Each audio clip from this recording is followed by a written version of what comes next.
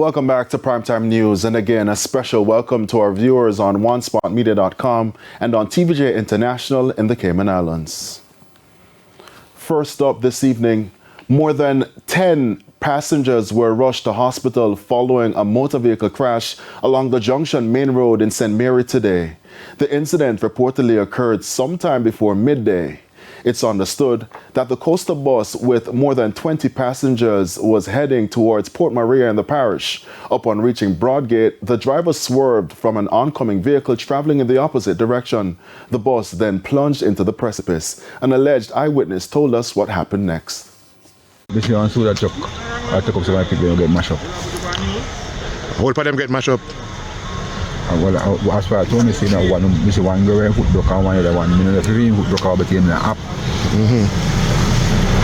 And you know, the soda truck help them and gone with them. Why the road, no brother?